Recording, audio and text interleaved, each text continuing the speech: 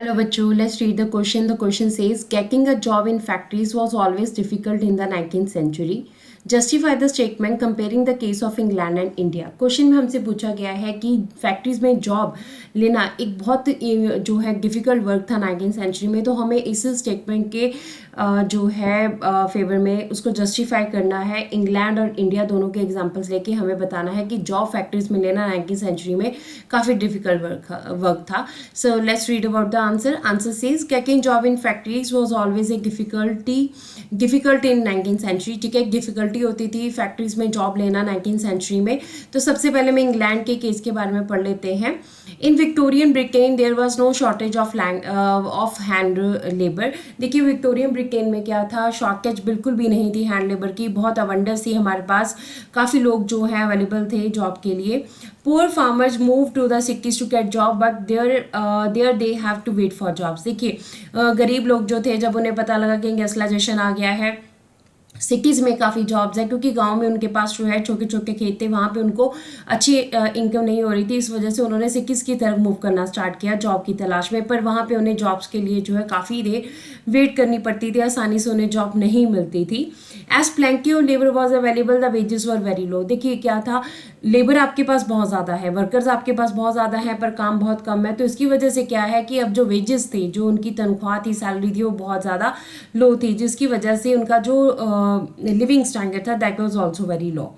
So to get job was also a very difficult task if you do not have any relationship or friendship। ठीक है, अगर आप शहरों में आए हो, शहर में आपने वर्क करना है इंडस्ट्री में, आपका कोई भी रिलेटिव नहीं, कोई फ्रेंड नहीं है, तो आप जॉब नहीं कर सकते, आपको बहुत डिफिकल्टी का सामना करना पड़ेगा। इफ़ यू हैव रिलेटिव और friend in the factory then it was easy to get the job. अगर आपका कोई रिलेटिव है, आपका कोई सोर्स है, आपका कोई फ्रेंड है फैक्ट्री में, तो आपको जॉब लगना आपके लिए ईजी था, but otherwise it was not easy to get the job. All were not having the connections. Many job seekers had to wait the weeks, spending the night under bridge और night shelters, casual wards और night refugee centres. देखिए वो लोग जो काम के लिए आते थे, अगर उन्हें जॉब नहीं मिलती थी तो उन्हें ये नहीं कि घंटों तक, उन्हें दिनों तक, हफ्तों तक, महीनों तक इंतज़ार करना पड़ता था।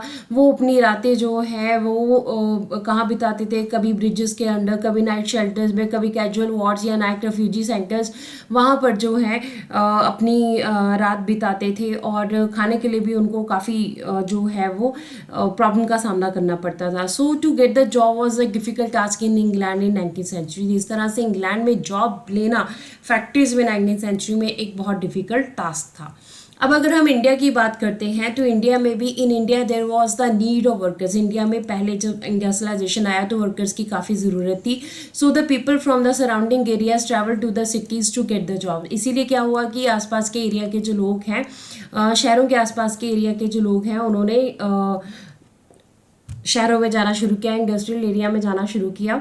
सो getting job was difficult as workers were more than the factories. देखिए इंडिया में भी वही हालात थे, इंडिया में फैक्ट्रीज जो हैं आपके पास थी, काम था, पर वर्कर्स बहुत ज़्यादा थे। अब बहुत सारे लोग माइग्रेट करके जो है शहरों की तरफ आ गए कि उन्हें वहाँ पे जॉब मिलेगी, but entry into the mills was restricted. पर उनकी एंट्री जो है मिल्स में वो रिस्ट्रिक्टेड थी, सारे लोग जो है वो मिल्स में जॉब नहीं कर सकते थे।